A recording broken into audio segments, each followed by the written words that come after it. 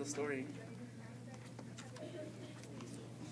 George had been listening to distant sounds for a moment. He was businesslike.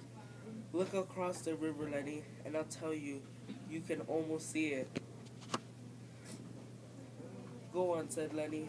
George raised the gun, and his hand shook, and he dropped his hand to the ground again. Go on, said Lenny. How's it gonna be? We're gonna get a little place? We'll have a cow, said George. And we'll have maybe a pig and chickens.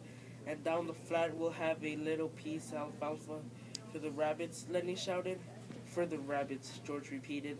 And I get to tend the rabbits? And you get to tend the rabbits.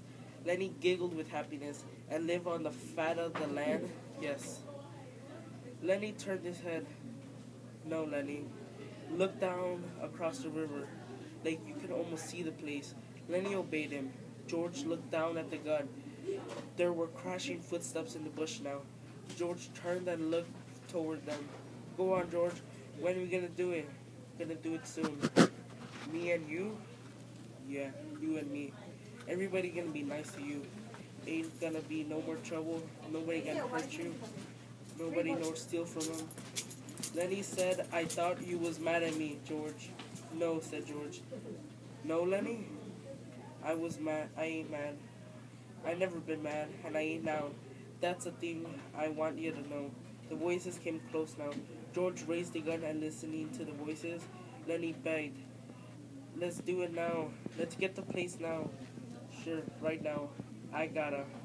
We gotta. And George raised the gun and steadied it. And he brought the muzzle of it close to the back of Lenny's head. The hand shook violently, but his face set and his hand steadied. He pulled the trigger. The crash of the shot rolled up the hills and rolled down again. Then he jarred, and then he settled slowly forward to the sand, and he lay without quivering.